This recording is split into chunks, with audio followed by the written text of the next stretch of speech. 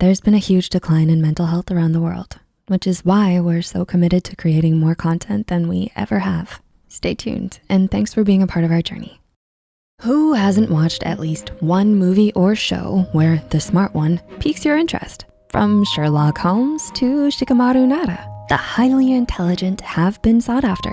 The aloof, intelligent person who unwittingly captivates the hearts of people around them is a popular trope in films. Despite that, they're also often depicted as being incredibly unlucky in love. And this doesn't only happen in movies, but also in real life. But why? Here are 6 reasons why highly intelligent people struggle with love. Number 1, they overthink.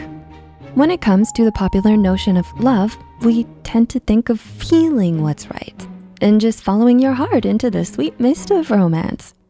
And there's absolutely no way that an intelligent person is going to stumble around blindly.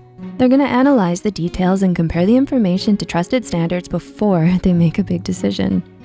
Is it great for data? Yes. Is it wise for the long term? Yeah. Is it good for enticing and starting a passionate relationship? Not quite. It can be exasperating for some, leading them to mistake the time taken to analyze means for disinterest on the part of the intelligent person. In a tragic irony, the intelligent person means the opposite. By taking this time to study, plan, and review, they're deeming their love interest as worthy and desirable. That analytical effort is to ensure a best chance of success for the relationship. If there is no interest or a low valuation, they wouldn't bother. Number 2, they love their independence. This is one of the problems with the Hollywoodized version of love. It's this whole "you complete me" concept, implying someone is less of a person if they don't find that other half. It encourages codependence and indirectly derides self-sufficiency. Highly intelligent people are usually secure in who they are and already feel whole. They don't require another person to complete the picture.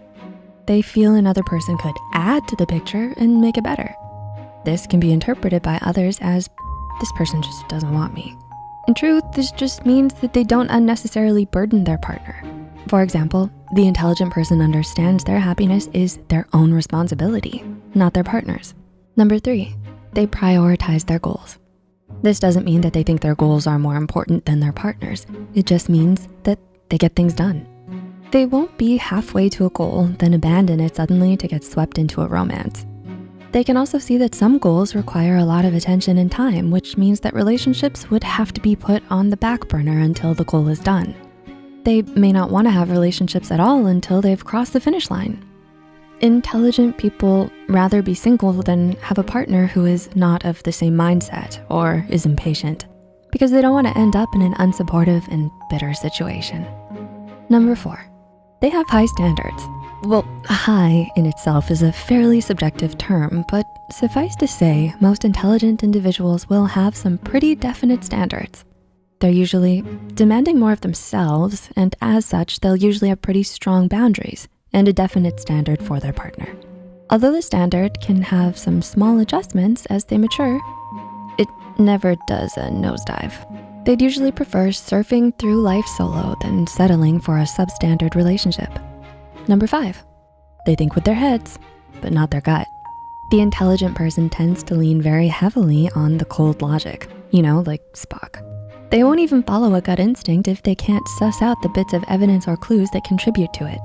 So when it comes to falling in love, the intelligent person often will hit the brakes asking, wait, why do I feel this way? They might mentally go through all of their favorite movies and consider any influences in their life to try to find a reason. They'll likely then analyze to see if those influences provide good proof. Then they'll consider making their first move. As you can imagine, it's not exactly the smoothest or timeliest of ways to get passionate. And number 6, they are single by choice. Together with being in harmony, happiness, and peace with themselves, this means they aren't desperately seeking someone else to fulfill their basic needs or to help them figure out who they are.